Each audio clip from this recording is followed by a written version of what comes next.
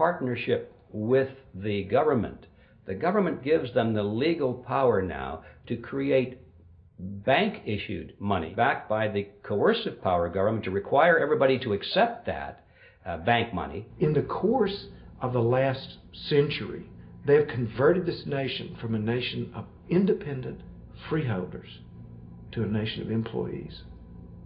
And they're just one step away from being serfs. Most people spend the great bulk of their money for taxes, interest, and inflation. And all of that money goes to these two groups that comprise the cartel and their partner, the federal government. It's not a coincidence. So if Congress used its legal authority to shut down the Federal Reserve System, the American people would be much better off. Government should create, issue, and circulate all the currency. Creating and issuing money is the supreme prerogative of government and its greatest creative opportunity. Adopting these principles will save the taxpayers immense sums of interest, and money will cease to be the master and become the servant of humanity. Abraham Lincoln. Young people today are conditioned practically from the cradle on up to think that credit is a wonderful thing. You don't want to damage your credit. You want to do what you can so that you can go to the bank and get a good loan. There are no people who own their own property, who own their own houses, who own their own business, who finance their own business. They're only debtors. The average young person today has no concept that he's being drawn into a web, a trap. Like he's in the feudalist system, only he's going to like it. He's going to think, this is wonderful. I got my new red Corvette, and I'm in debt for the rest of my life, but I'm looking good. A decision was made. Let's get all the debt up, let's move the jobs abroad, and instead of re-engineering your skills, we're going to dumb down America, and so the middle class will disappear. Really what most of the people in this country have become is food for the debt machine. When a person borrows money, it puts a noose around their neck and makes them servant to the lender, which is exactly what the Federal Reserve System is designed to do. And now our Congress, so dominated by the banks, is helping them to entrap people even further by passing new bankruptcy laws, making it more difficult for the people to declare bankruptcy and get a fresh start, while at the same time allowing the banks to charge very high rates of interest. This is the way the Democrats and Republicans, working with the banks, legally enslave the nation. Credit card industry is a huge political contributor. And unfortunately, a certain number of... It just seems so, like I say, just bald. This idea that credit card industry gives a lot of money to the government, so they will protect them even to the just abject disinterest of their own constituents. That happens kind of a lot. The board of directors of the Federal Reserve System is chosen by the president from a list prepared by the bankers themselves. The process of finding a Greenspan replacement is ongoing and is being managed by a small group of people responsible for coming up with a list of nominees. It's important that whomever I pick is viewed as an independent person from politics.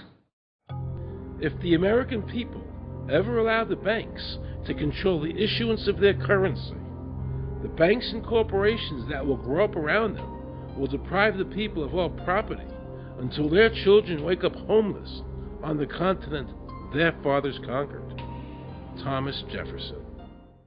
So the Federal Reserve is actually an illegal entity functioning within government. It's illegal, and what we have given to this so-called agency is the authority to counterfeit money. Do you have any points of view about the Federal Reserve and how the Federal Reserve operates? They just enter something on a computer. Oh, you need 20 billion today. Here's 20 billion, but they got that out of thin air. It came out of thin air, it goes to the Treasury then pays the bills. So it's no different than monopoly money.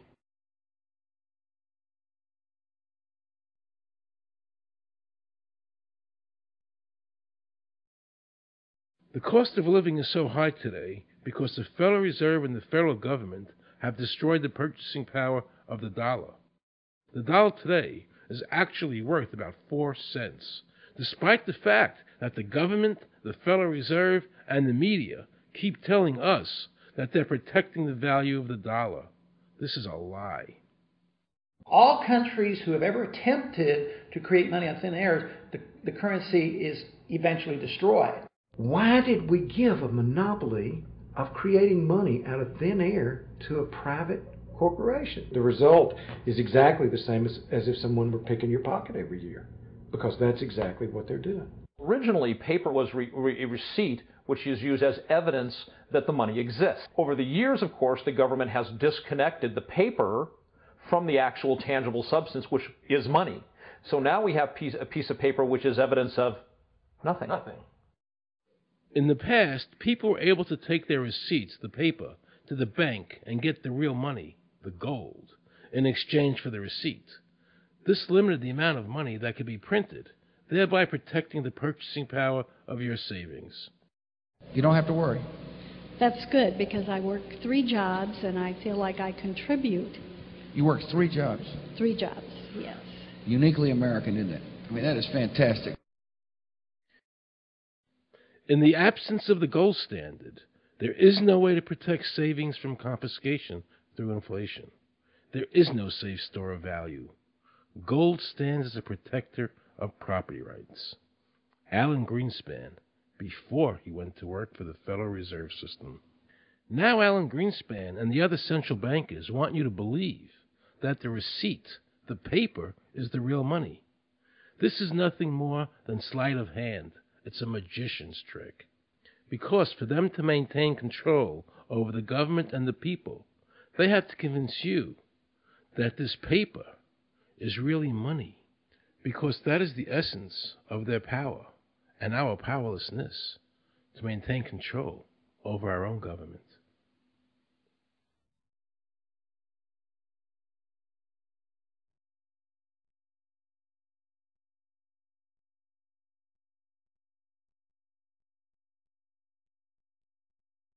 What happened to the gold in Fort Knox? Nobody really knows. When I served on the Gold Commission, I asked them to really, do another audit. I remember it was 15-2. They said, we don't need to audit the gold. It's supposed to be the American people's gold, and so we would like an accounting to tell the American people what is there. I've been told that the Federal Reserve has taken control of the gold as collateral for the dollars they print.